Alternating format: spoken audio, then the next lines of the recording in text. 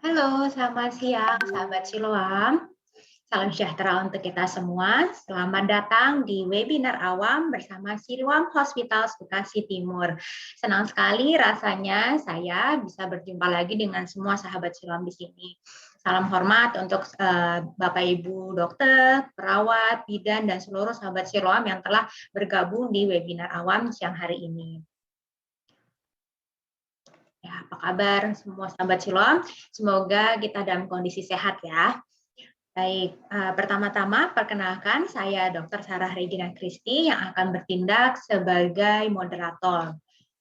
Nah, topik pembahasan kita di webinar awam kali ini yaitu mengenai anak. Nah, jadi judul dari webinar awam yaitu manfaat pemenuhan nutrisi dan stimulasi optimal untuk tumbuh kembang anak. Pembicara untuk webinar awam siang hari ini adalah Dr. Nike Dewi Anggraini. Beliau merupakan dokter spesialis anak yang praktek di Siloam Hospital Bekasi Timur. Berikut merupakan short profile dari Dr. Nike Dewi Anggraini. Dr. Nike lahir di Bandung 12 Mei 1990. Beliau menempuh pendidikan S1 kedokteran di Universitas Airlangga dan meraih profesi spesialis penyakit anak di Universitas Indonesia.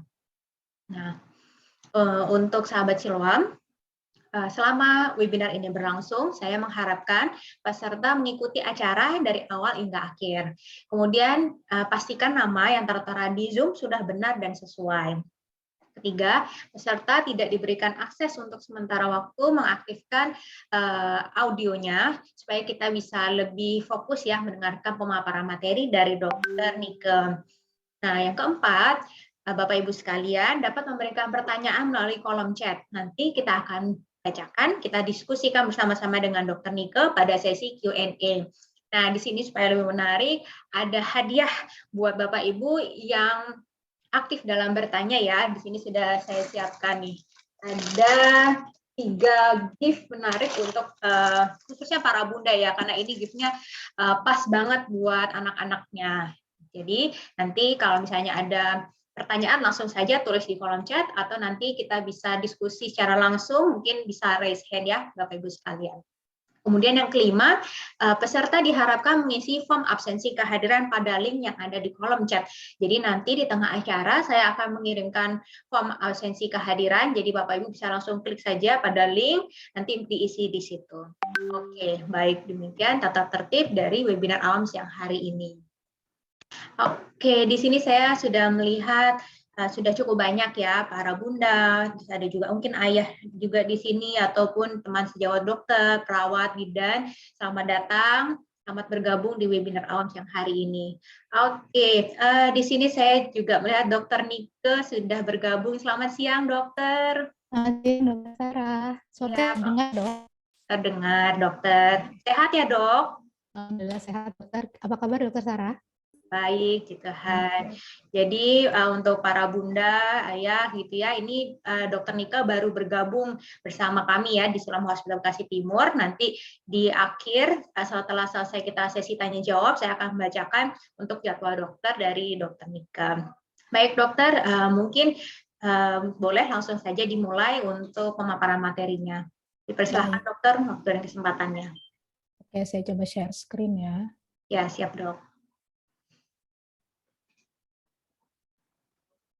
Apakah jelas terlihat? Ya, sudah terlihat, dok. Oke, baik. Oke, selamat siang. Assalamualaikum warahmatullahi wabarakatuh. Selamat siang pada Dokter Sarah, dokter sekalian, perawat dan juga bidan, dan juga ayah bunda di rumah. Pada kesempatan kali ini saya akan memaparkan ya, kita akan sharing-sharing sedikit saja tentang manfaat pemenuhan nutrisi dan stimulasi optimal untuk tumbuh kembang anak.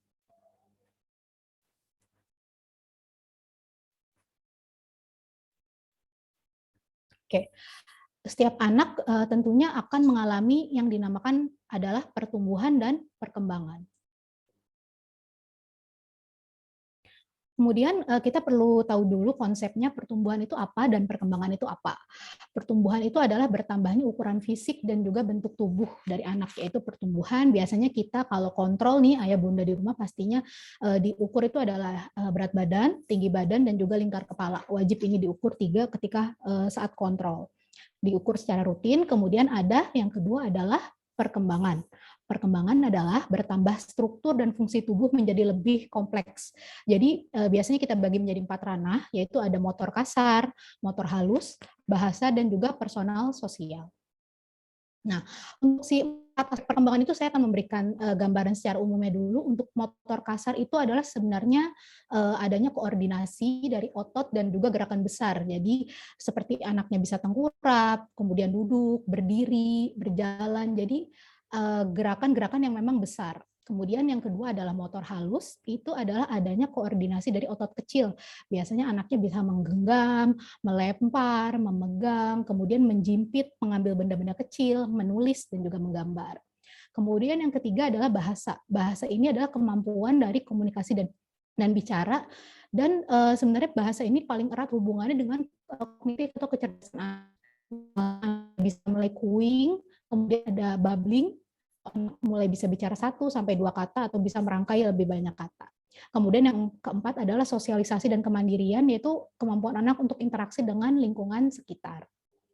Oke, sebenarnya berbicara tentang tumbuh kembang anak itu sangat luas, tapi kita harus meng-highlight ada satu poin penting di mana tumbuh kembang seorang anak itu ada dinamakan periode emas tapi sekaligus periode kritis, yaitu tentu ayah bunda sudah sering mendengar ya, yaitu ada 1000 hari pertama kehidupan atau kita singkat dengan 1000 HPK. Kenapa dia sangat penting? Karena dia itu adalah masa paling awal adanya tumbuh kembang anak. Itu dimulainya saat kapan? Saat mulai konsepsi, jadi saat pembuahan dalam rahim, bukan saat anak tiba-tiba sudah lahir, tapi saat dalam kandungan sampai anak berusia 2 tahun. Kenapa dinamakan periode emas tapi sekaligus periode kritis? Yaitu periode emas kalau tumbuh kembang anaknya bagus, tentunya perkembangannya pesat. Tapi bila perkembangannya tidak bagus, maka itu dinamakan periode kritis karena harus kita kejar, karena kelainan dalam 1000 HPK itu biasanya sulit untuk diperbaiki. Jadi kita memang harus jangan sampai kita itu kehilangan momen penting di 1000 hari pertama kehidupan anak. Ya, ini kemudian ini adalah kurang lebih gambaran dari 1000 HPK itu dari mulai 0 hari, yaitu saat anak pembuahan itu kurang lebih 270 hari ya, kurang lebih adalah 9 bulan. Kemudian setelah lahir yaitu kurang lebih 730 hari, yaitu sampai hari ke-1000 itu anak usia 2 tahun. Itu yang kita namakan adalah 1000 hari pertama kehidupan. Oke, nah ini mungkin gambarnya kurang jelas, saya jelaskan singkat saja. Kenapa sebenarnya 1000 HPK itu penting? Jadi bisa kita lihat yang paling penting adalah pembentukan otak, karena otak itu adalah sumber atau pusat dari semua koordinasi gerak, kognitif, yang tadi saya bilang motorik kasar, motorik halus, semuanya dari otak, dan juga tentunya pertumbuhan juga. Pertumbuhan itu berarti bisa kita lihat dari yang berat badan, tinggi badan, dan juga lingkar kepala, itu dari nutrisi juga bisa. Nah, kita lihat dari triwulan atau dari saat lahir itu memang kurang lebih sampai usia 2 tahun itu bentukan sinaps terbanyak. Sinaps itu adalah bentukan rangsangan, yaitu ada seperti neurotransmitter adalah membentukkan informasi-informasi dari satu sel saraf ke sel saraf lain. Jadi bila anak distimulasi dan perkembangannya bagus, di 2 tahun awal sinapsnya atau hubungan-hubungan antar sarafnya itu tentunya sangat bagus, dan itu berpotensi yaitu berpengaruh terhadap masa depan anak, tentunya itu yang kita sangat harapkan ya, bisa jadi kemudian pertumbuhan juga. Ini saya bahas lagi mengapa sangat penting, karena itu tadi menentukan kualitas kesehatan, pertumbuhan, dan perkembangan anak 1000 hari pertama kehidupan. Dia bisa dilihat di gambar, yaitu bagaimana pembentukan otak pada dimulai minus ya, minus itu berarti sebelum anak lahir, itu saat anak dalam kandungan, kemudian ada puncak-puncaknya kurang lebih usia 1-2 tahun, ada berbicara, kognitif itu kecerdasan, kemudian ada juga penglihatan dan pendengaran, itu paling banyak itu adalah di tahun-tahun awal. Saat usia anak 2 tahun, maka perkembangan otak anak sebenarnya sudah 80% dari perkembangan otak dewasa. Dan ketika usia 3 tahun tuh biasanya sudah 90% perkembangan otak dari anak dari otak dewasa. Maka gangguan di 1000 HPK itu sebenarnya tidak bisa diperbaiki, atau bisa tapi sulit dan sepertinya tidak akan optimal bila dibandingkan dengan anak-anak yang tidak mengalami gangguan.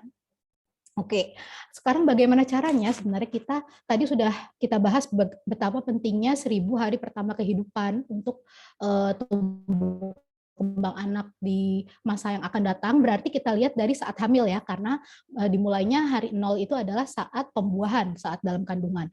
Tentunya saat hamil ini peran dari bidan, dokter, obgyn itu juga berperan sangat penting, berperan lebih dominan. Saat hamil itu pertama perencanaan kehamilan nih. Perencanaan kehamilan usia ibu atau usia ibu itu tidak boleh terlalu tua atau tidak boleh terlalu muda. Kemudian jarak tiap anak juga harus dipikirkan. Kemudian kontrol hamil berdasarkan pemerintah juga harus minimal 4 kali ya, trimester 1 kali, trimester 2 1 kali, dan trimester 3 2 kali. Tapi lebih bagus lagi tiap bulan itu lebih bagus lagi, minimal 4 kali. Kemudian untuk ibu hamil jangan lupa asupan nutrisi yang seimbang. Jangan ada pantang-pantang makan selama tidak dipantang oleh dokternya. Jadi asupan nutrisi itu harus seimbang, gizinya bagus, porsinya bagus, dan menunya juga lengkap. Dan juga biasanya diberikan suplemen nih untuk ibu hamil, yaitu cukup asam folat, zat besi, dan yodium. Kemudian saat anak lahir, tadi setelah saat hamil, kedua adalah saat anak lahir. Kita biasanya rutin ada screening bayi baru lahir. Biasanya screening bayi baru lahir itu berarti dilihat apakah bayi-bayi itu termasuk bayi yang tinggi resiko atau rendah risiko. Biasanya kita dokter anak sudah menyarankan untuk screening bayi baru lahir adalah TSH atau thyroid stimulating hormone. Jadi untuk melihat hormon tiroid pada anak, kemudian pendengaran dilihat juga pada pasien-pasien yang memang risiko tinggi, dan juga penglihatan itu biasa pada pasien-pasien yang prematur. Nah, kemudian yang kita lebih highlight lagi adalah usia saat setelah lahir adalah usia 0 sampai 2 tahun nih. Yang harus dilihat adalah pemenuhan kebutuhan dasar anak, yaitu terdiri dari 3, ada asah, asih, dan asuh. Kita lihat pertama dari asuh dulu. Asuh itu sebenarnya adalah kebutuhan fisik atau biomedis. Biasanya kita ingat sandang, pangan, papan, seperti itu. Itu adalah dia kebutuhan dari asuh. Kemudian asih. Asih itu adalah emosi dan kasih sayang.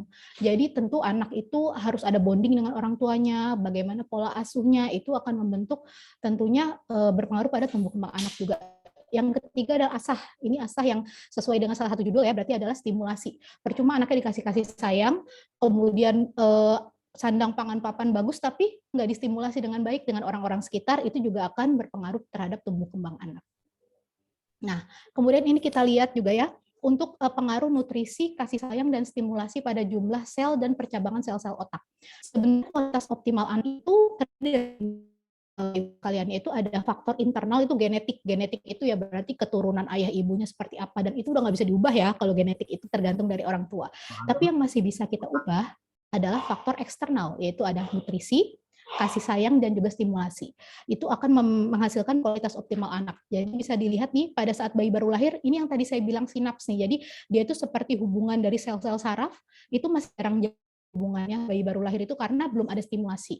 Kemudian yang paling sebelah kanan itu yang warna merah adalah anak yang kurang nutrisi, kasih sayang, dan juga stimulasi. Berkembang sel sarafnya tapi tidak maksimal. Tapi kita lihat yang di tengah tuh yang hijau itu anaknya yang udah cukup nutrisi, cukup kasih sayang, cukup stimulasi.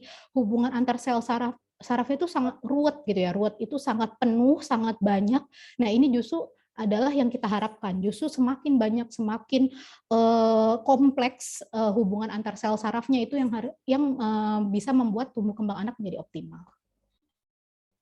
Oke, berarti kita bagi nih bagaimana pemenuhan supaya tumbuh kembang anak optimal. Kita bagi menjadi 4. Biasanya ada nutrisi, stimulasi, imunisasi, dan juga observasi.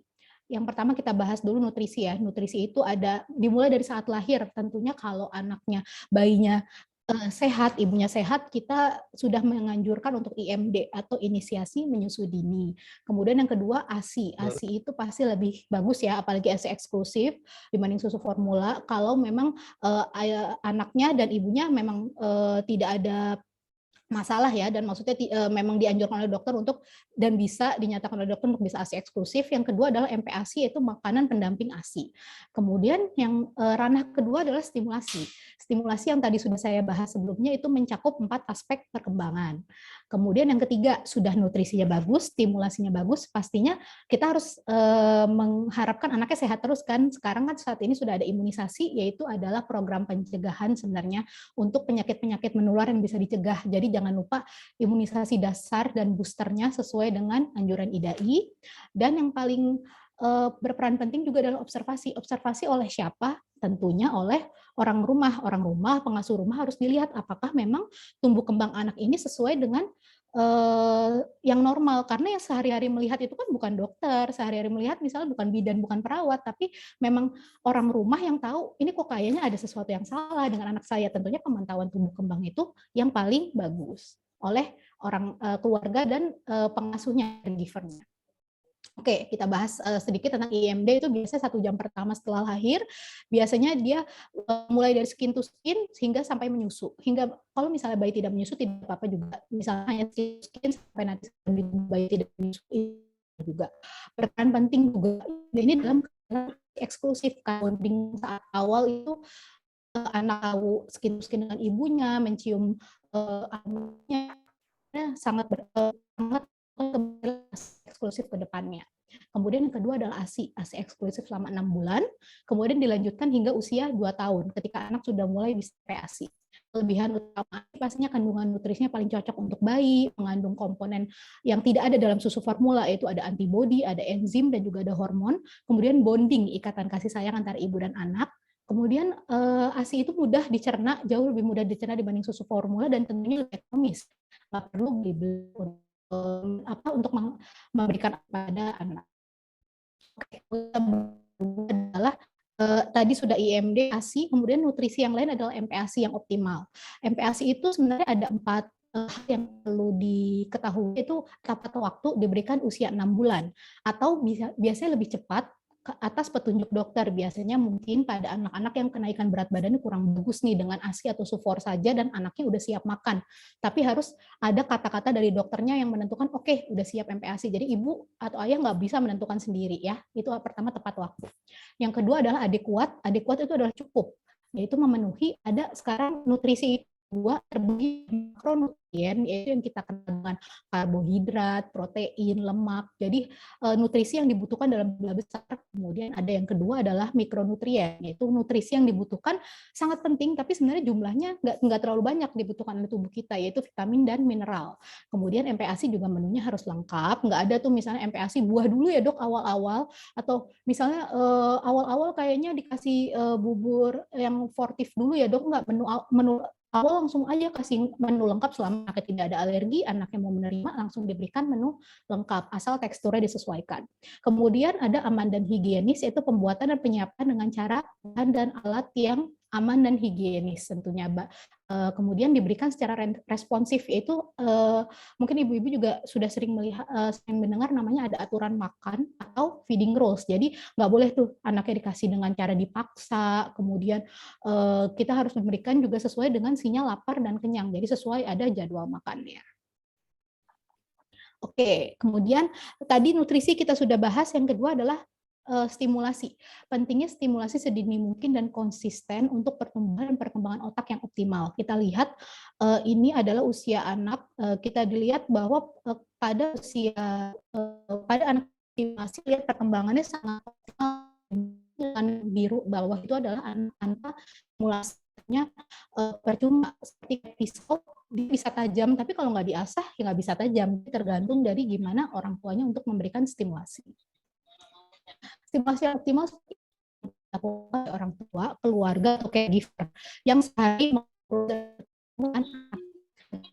harus nyaman, kan nggak boleh anaknya bad mood, lagi lapar, lagi ngantuk, ayo kita misalnya kita harus belajar duduk, nggak bisa. Jadi kalau emang anaknya lagi bagus, misalnya udah kenyang, udah ngantuk, baru kita ciptakan waktu untuk stimulasi. Dan ketika penuh kasih sayang, sifat aksi dua arah antara keluarga, orang tua, dan juga anak itu ya.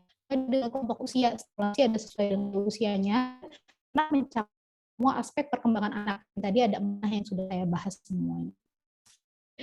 Adalah red flag atau dia dibilang adalah tanda bahaya ya untuk anak-anak. Misalnya saya bahas secara global aja, usia 4 bulan misalnya bayinya itu belum bisa kontrol, jadi dia masih kepala nggak bisa tegak, kalau gendong itu dia masih ada tidak bisa ikut untuk naik. Jadi justru kepalanya itu masih lemah, tidak ada head control, belum ada senyum, kemudian belum bisa tangannya tengah atau tangan masih menggenggam. Biasanya bayi itu kan tangannya menggenggam, tapi semakin besar biasanya kita tunggu 3 sampai 4 bulan, jari-jari udah membuka, udah nggak genggam lagi. Kalau dia masih genggam berarti harus dibawa ke dokter, ada sesuatu. Kemudian usia 6 bulan biasanya kita lihat apakah anak udah bisa tengkurap. Kemudian cooing itu adalah bedanya dengan babbling.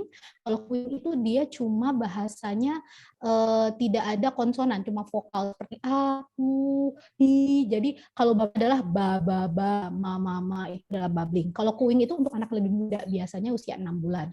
Nggak menoleh bila dipanggil usia 6 bulan harusnya sudah menoleh. Jadi jangan lupa sering dipanggil nama biar anak tahu sebenarnya namanya dia itu siapa. Jadi sering panggil nama biar dia terekam dalam otak. Kemudian itu usia apa harus lihat. Kemudian 9 bulan anak sudah duduk atau belum, atau sudah ada babbling atau belum.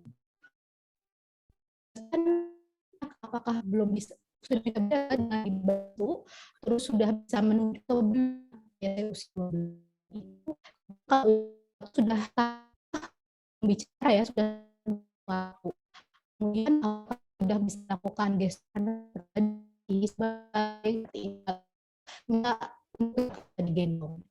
11 bulan biasanya itu anak untuk berjalan sendiri atau 19 bulan, kemudian sudah ada satu kata arti beli mama memang manggil, bukan hanya mama tapi memanggil satu kata arti. Kemudian belum mengerti itu tanda dan usia tahun ini itu belum mengembangkan 2 kata atau berjalan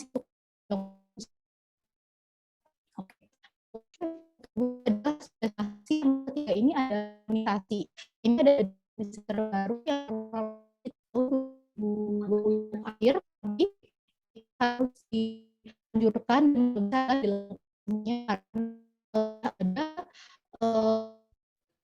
untuk menular anak, tidaknya pun anak penyakit itu tidak parah anak-anak yang tidak divaksin tersebut gitu. Oke. Kemudian tadi apa sih perlu kita lakukan? Nah, sebenarnya masalahnya apa sih kalau ada ibu HPK? Nutrisinya terganggu, berarti anak adalah sesuai dengan grafik standar yang kita tahu, berarti bahas juga pendek, yang kedua di buruk, yang keempat di mikro yang lima adalah penyakit bilang nutrisi masih tercukupi, masalahnya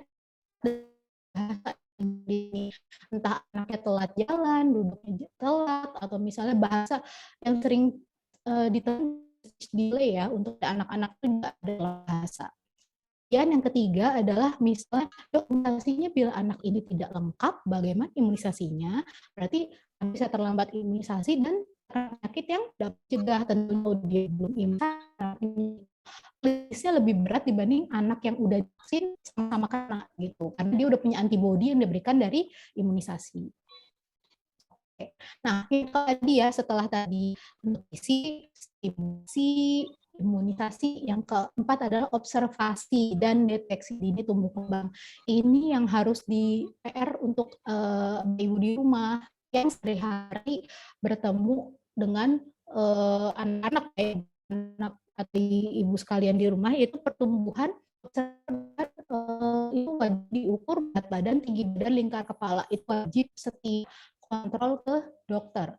Usia atau ke posyandu, biasanya kan posyandu tiap bulan tuh rutin ya. Jadi 0 hingga 1 tahun itu kita pengukuran hal ini, berat badan, tinggi badan, dan lingkar kepala itu setiap bulan.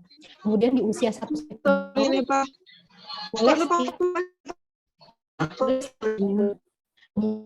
sampai 6 karena anaknya juga sudah semakin besar dan sudah bukan fase pertumbuhan dan perkembangan, itu sudah tidak terlalu pesat lagi dibanding awal, itu boleh setiap 6 bulan kita ukur. Oke nih, pasti pada punya semua ya, ini buku KI Apin, itu wajib dibuka, dibaca, jangan cuma dibuka saat kontrol ke dokter aja atau saat kontrol ke posyandu.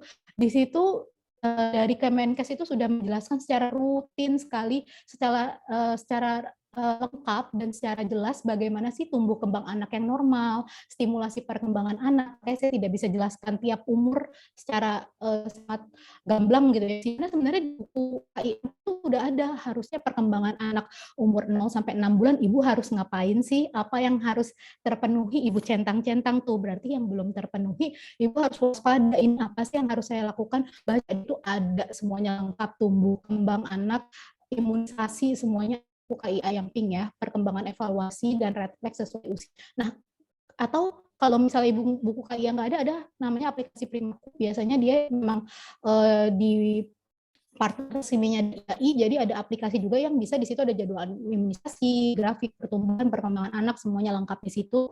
Segera konsultasikan ke dokter bila memang ayah ibu menemukan ada sesuatu yang nggak normal, pertumbuhan atau perkembangan. Oke, kan intinya jangan denial, jangan ngerasa nggak apa-apa, nanti juga bisa sendiri, nggak apa-apa, belum tentu yang ibu anggap nggak apa-apa itu normal itu beneran normal. Kalau misalnya nggak normal, itu lihat tadi dampaknya bisa kekurangan nutrisi, stimulasi ataupun misal imunisasi, itu dampaknya sangat besar untuk kemajuan ke depannya karena perkembangan otak saat usia anak 2 tahun pertama itu sangat amat pesat. Jadi yang pertama adalah pesan saya adalah optimalisasi di 1000 hari pertama kehidupan sejak pembuahan hingga anak usia 2 tahun. Kemudian yang kedua adalah lihat tumbuh kembang anak nih sesuai sama buku KIA enggak, buku KIA yang pink itu. Yang ketiga adalah konsultasikan selalu tumbuh kembang anak saat kontrol. Jadi saat kontrol ke dokter jangan cuma misalnya vaksin aja.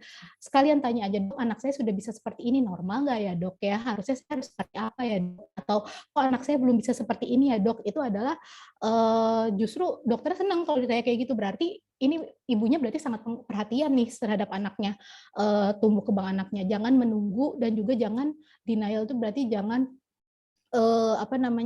jangan ngerasa anaknya nggak apa-apa. Dulu ke dokter, memang bilang nggak apa-apa, ya udah berarti memang nggak apa-apa, intinya seperti itu. Oke, itu saja yang bisa saya sampaikan, Dokter Sarah. Ya, terima kasih banyak Dokter Nike untuk pemaparan materi, luar biasa dok, sungguh lengkap, jelas buat kita semua.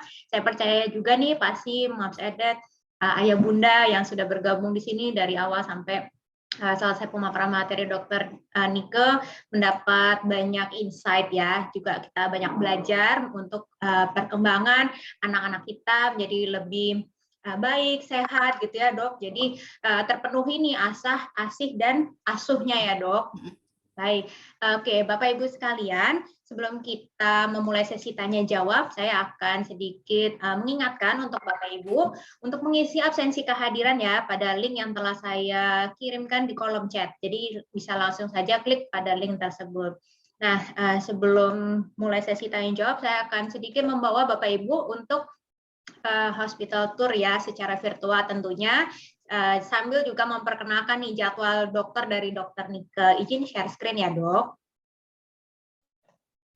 Yeah.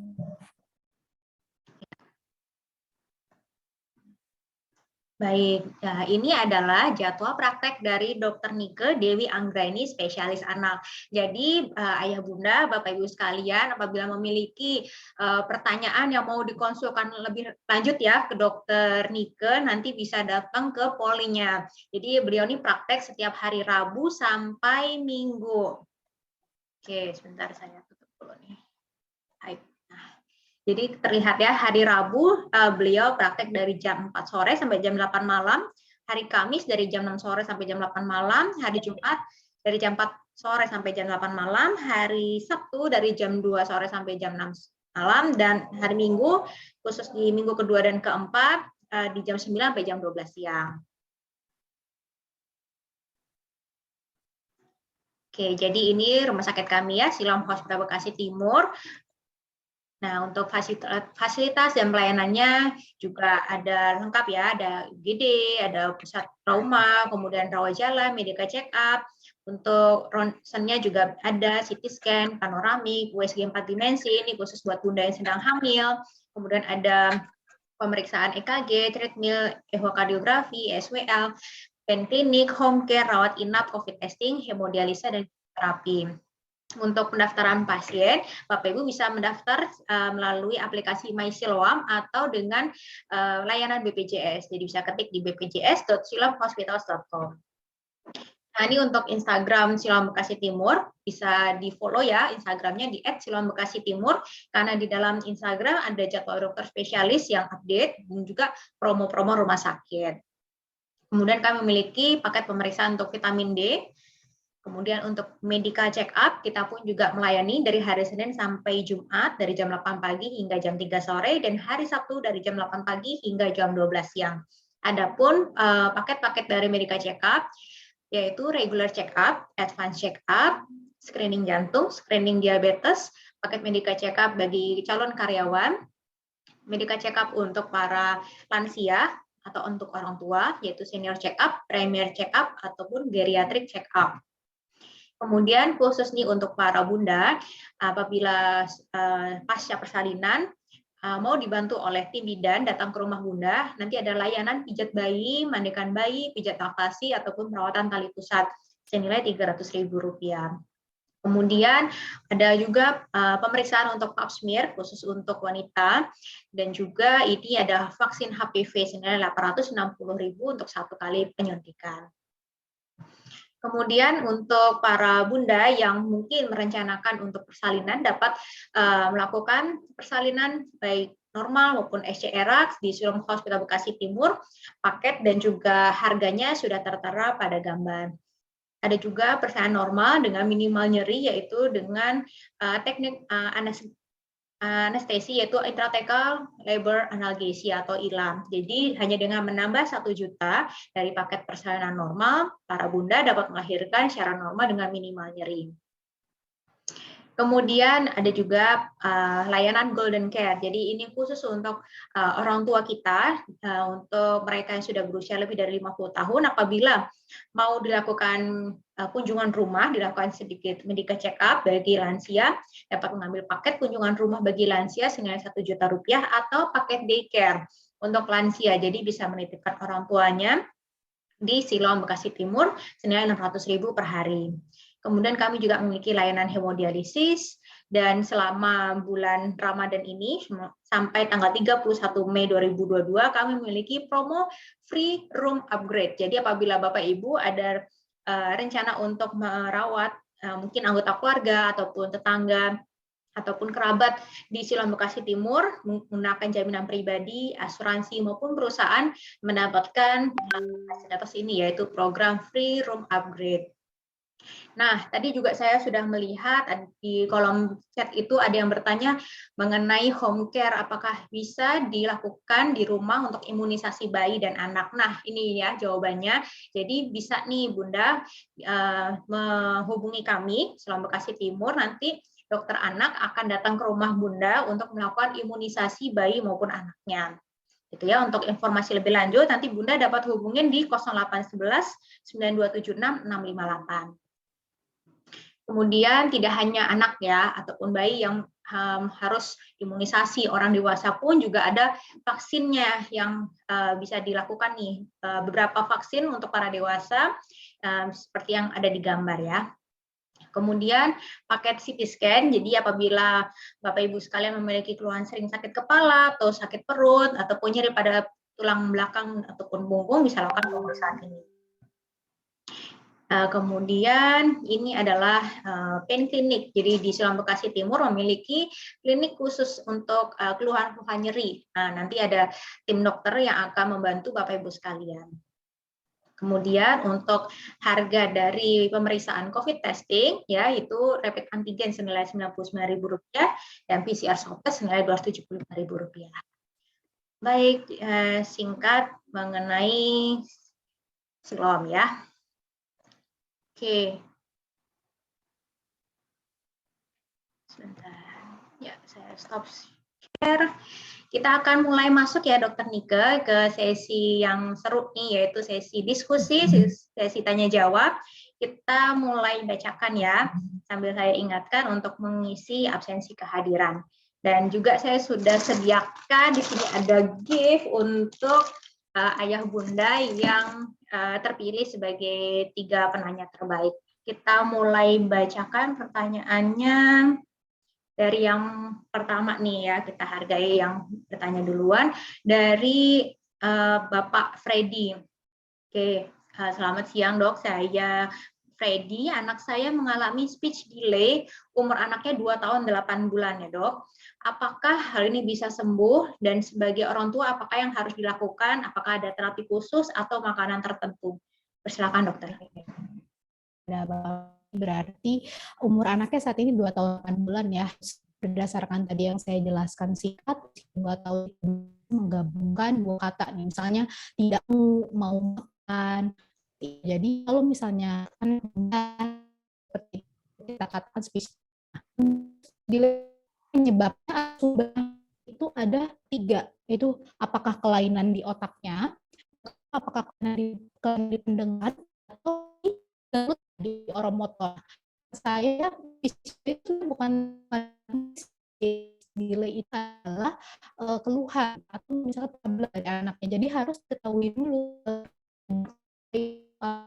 memang harus ke dokter yang akan menentukan dari 3 hal tadi ini mana yang bermasalah pada anak gitu. Jadi itu sangat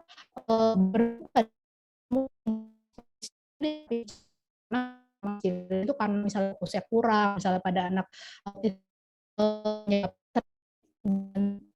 dulu memang harus hasilnya dari Oke, baik dokter. Jadi Pak Freddy bisa bawa anaknya ke dokter Nika ya, nanti konsultasi lebih lanjut dengan dokter Nika. Oke, baik dokter. Kita lanjut ya dok untuk pertanyaan berikutnya dari Bunda Anis. Nah, ini ada pertanyaan dokter. Usia anaknya 22 bulan dok. Ini kayaknya kebanyakan yang red flag ya dok ya.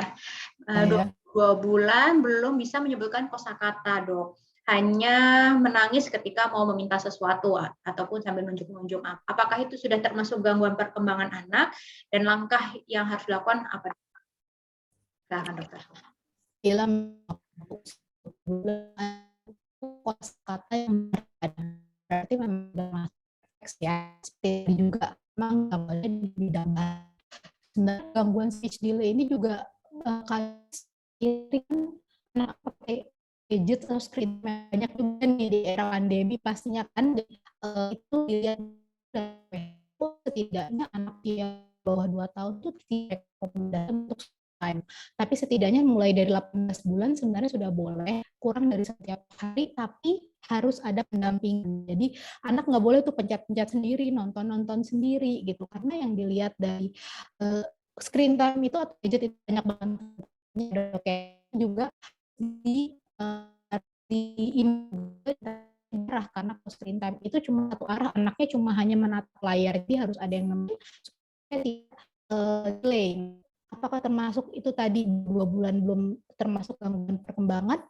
Saya belum ada satu arti memang harus gangguan perkembangan, harus screen time anak. Kemudian kedua, coba gunakan satu bahasa misalnya bahasa Indonesia aja dulu, jangan kalau anak udah mulai ada ke arah kayaknya perkembangan bahasanya agak terlambat, jangan menggunakan kayak bilingual dulu ya. Kecuali anak-anak yang justru bilingual bagus, kalau ada perkembangan yang itu ajak main terus, anak jangan dibiarkan sendiri, harus ada interaksi 2 arah. Kemudian coba bermain kartun, ada gambar-gambar itu supaya anak bisa menyentuh. Oke, baik dokter. Nah, gadget ini memang ini ya dok ya, sesuatu hal yang jadi ya buat para bunda milenial ya dok ya. Iya benar. Apalagi kalau misalnya mau makan gitu ya, kadang dikasih gadget dok, itu gimana ya dok? Ya anaknya tenang mau makan gitu kan dok. Oke, dan juga ini dok masalah bahasa. Nah, kapan nih boleh 2 bahasa dok? Kalau tadi dokter bilang 1 bahasa dulu deh gitu.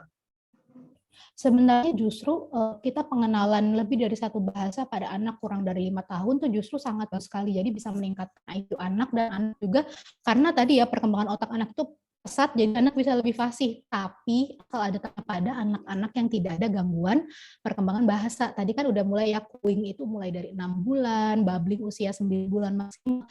Kalau ibu udah ngelihat, kok anak saya agak-agak terlambat ya, berarti ya jangan bilingual dulu. Atau jangan beberapa bahasa dulu. Kalau anaknya justru bagus, itu justru bagus dok untuk diajarkan bahasa banyak. Nah, saran saya sih kalau memang udah mulai agak-agak terlambat gitu, yang mulai ada refleks anak-anak di bahasa itu setidaknya di atas 2 tahun atau di atas 3 tahun lah baru mulai diajarkan bilingual. Tapi dengan harus bahasa ibunya benar kasih dulu gitu. Oke, siap dok. Paham. Oke, kita lanjut ya dok. Untuk pertanyaan berikutnya dari Bunda Ana Fitriana. Nah, ini mengenai pijit dok. Tapi tidak dikasih tahu sih umur anaknya berapa. Apakah pijit atau massage pada anak itu membantu perkembangan motorik? Bolehkah dok? Dan bagaimana mengenai pendidikan pada anak dok? Pada anak balita. Oke, untuk masalah pijat bayi ya, pijat bayi pada anak memang sekarang lagi hits juga. Nah, sebenarnya tepatnya benar Ibu Ana, pijat bayi itu bisa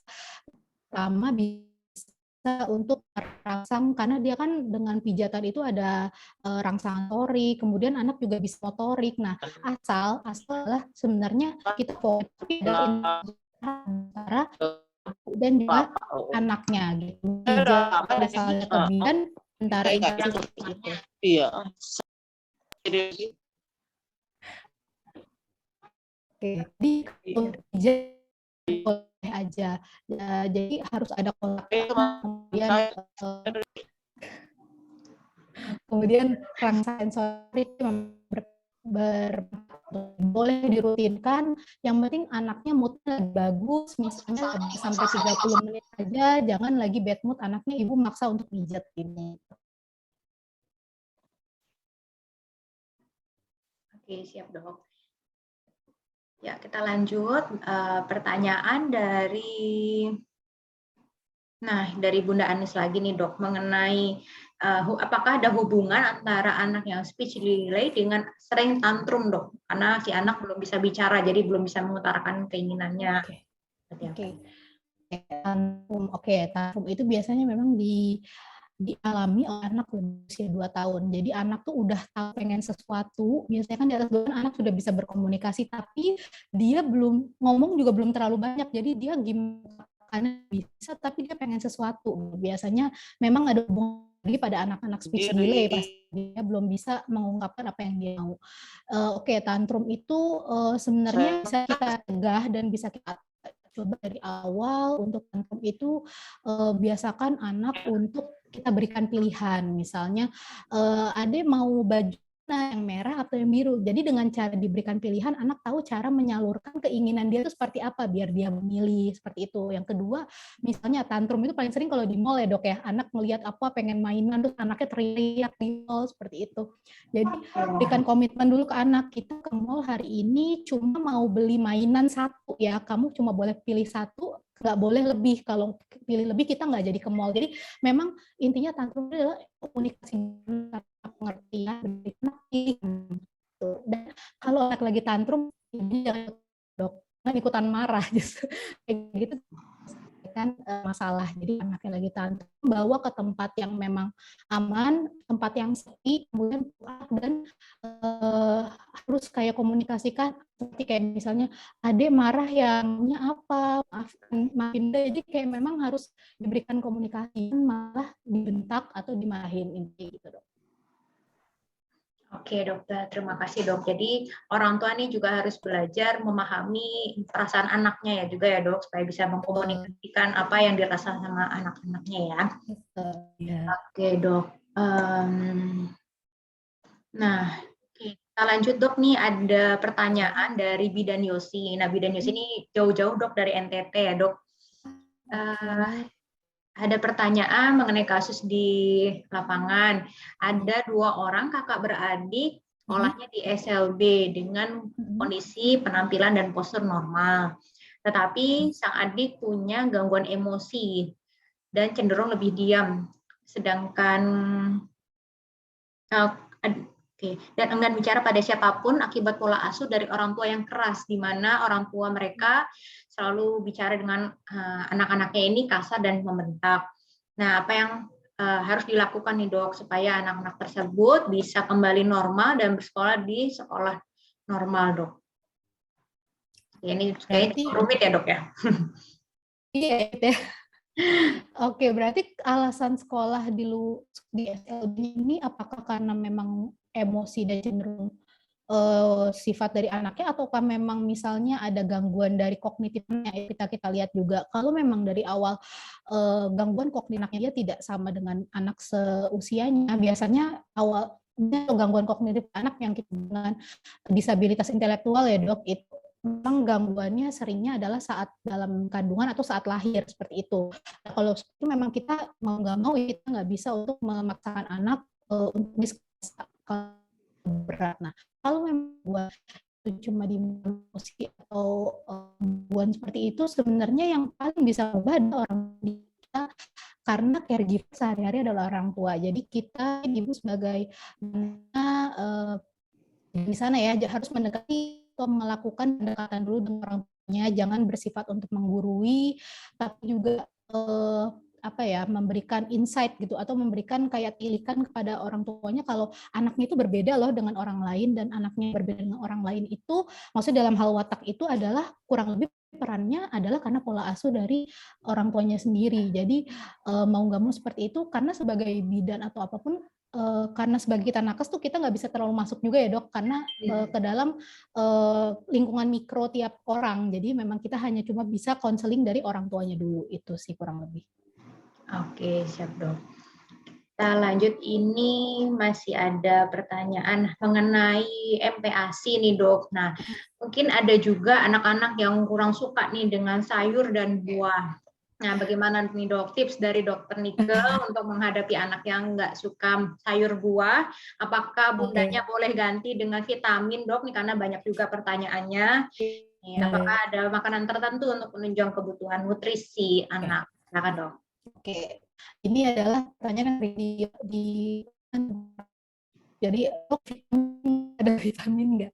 Jadi sebenarnya gini, kita tadi seperti saya sebut, vitamin itu adalah mikronutrien yang dibutuhkan sebenarnya cuma sedikit dalam tubuh, yang adalah karbohidrat dan lemak. Nah, untuk anak-anak yang kurang suka di buah itu usia 1 tahun, memang dan sebagai pelengkap dan pengenalan. Jadi tidak berperan penting. Yang paling berperan penting adalah di karbo, protein, dan lemak. Nah, tapi di usia lebih dari 1 tahun memang dia makan porsinya lebih besar. Nah, apakah boleh digantikan dengan vitamin? Kalau tercukupi, saran saya sih enggak. Memang harus diperbaiki pola makannya, yaitu dari aturan makan. Anaknya jangan dikasih gadget, kemudian duduk, aturan pola makannya tiap 2-3 jam rutin, kemudian jangan dipaksa-paksa, dan variasi makanan dong. Biasanya tuh paling sering tuh anak tuh pesen, jadi kita harus variasi makanannya, dan sebenarnya nggak perlu digantikan dengan vitamin sih, tapi kalau memang anaknya sangat sulit sekali ya bisa, tapi saya tidak terlalu menyarankan biasanya untuk itu.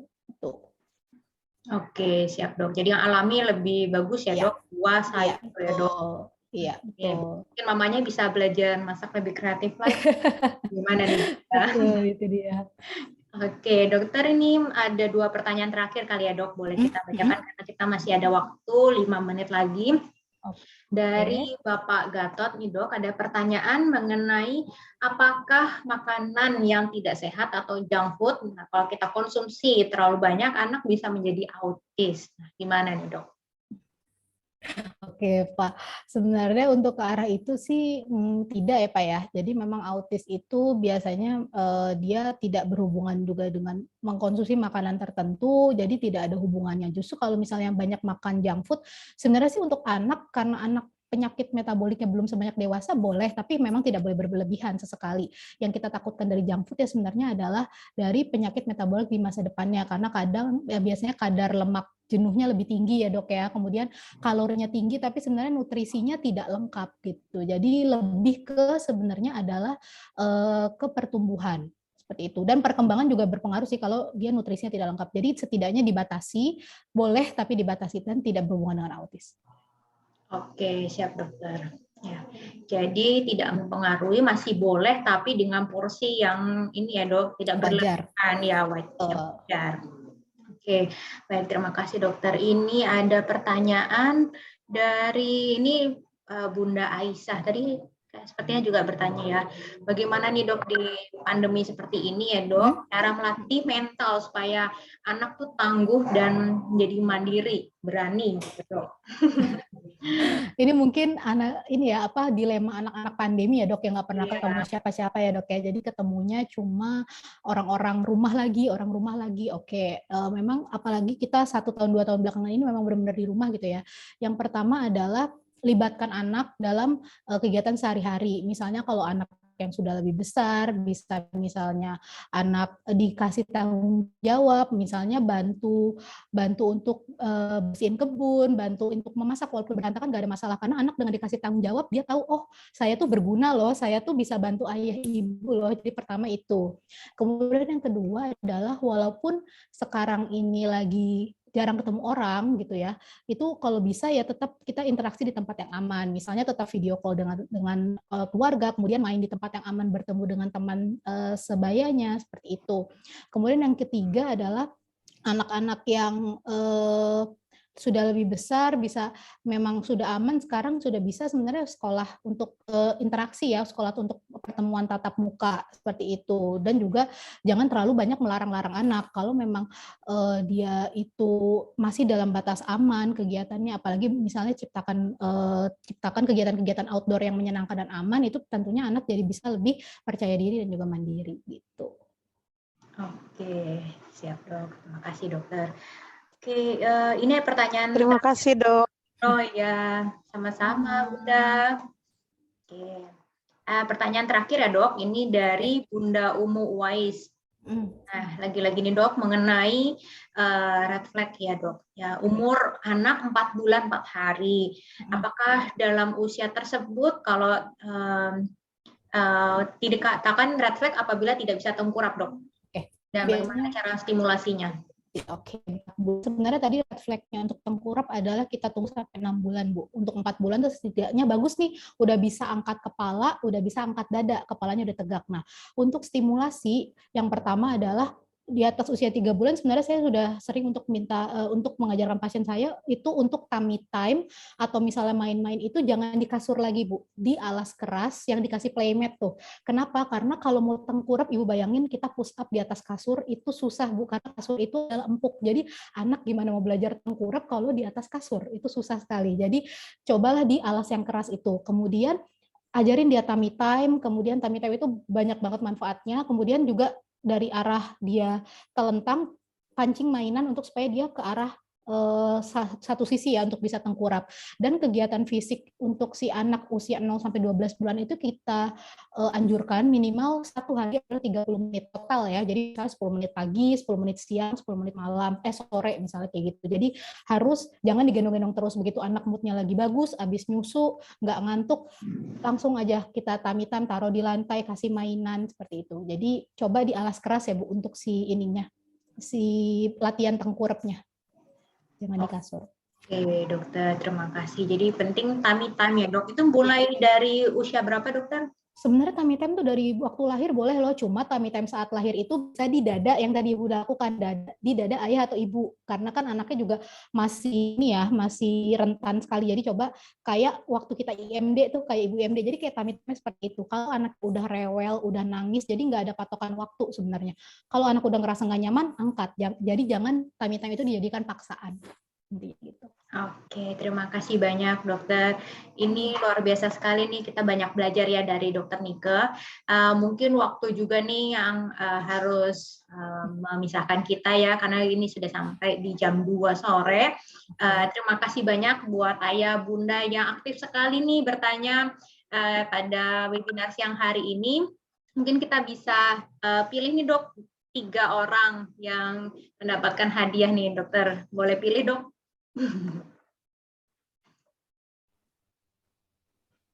Mungkin siapa dok?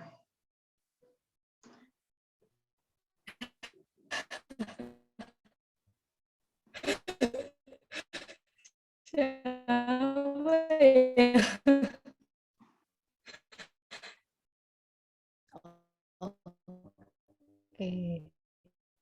Gimana dokter?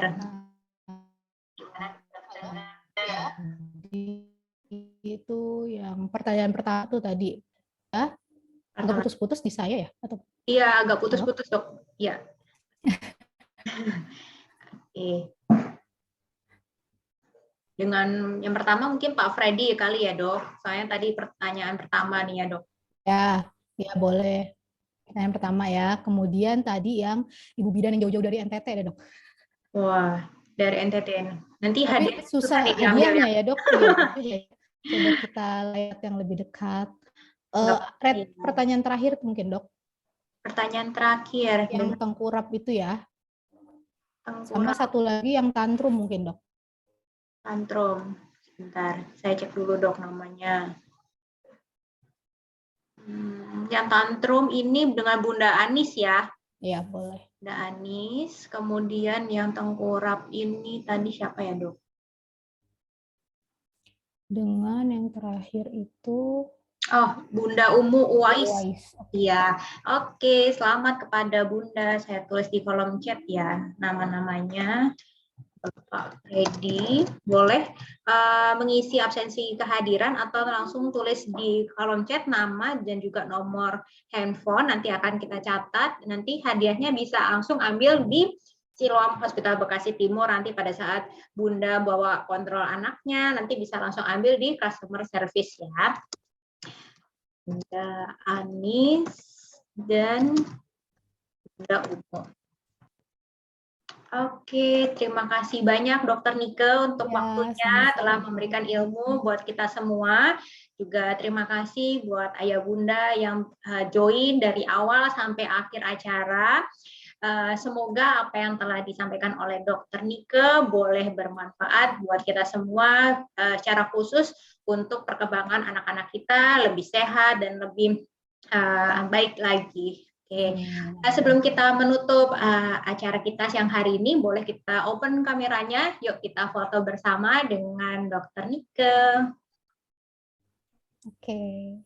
Yuk, saya tunggu nih, Bunda-bunda. Kasih waktu 1 menit. Luar biasa dok yang hadir. Banyak dan aktif sekali. Iya. Oke, kita mulai saja ya. Ada 2 slides, jadi saya akan pandu untuk sesi fotonya. 1, 2, 3. Oke. Lanjut di slide berikutnya. Siapkan wajah terbaiknya ya. Karena kita tidak tahu di slide berapa ini ayah bundanya. Sip. Oke, 1, 2, 3. Yes. Oke, semua sudah terfoto. Demikianlah webinar awam pada siang hari ini. Terima kasih sekali lagi Dokter Nike dan juga seluruh sahabat Siloam yang telah berpartisipasi dalam webinar awam bersama Siloam Hospital Bekasi Timur. Semoga kita dapat berjumpa kembali di webinar awam berikutnya. Mohon maaf apabila ada kata-kata yang salah. Sampai bertemu di lain kesempatan. Terima kasih, sampai jumpa, salam sehat. Terima kasih banyak Dokter Nika.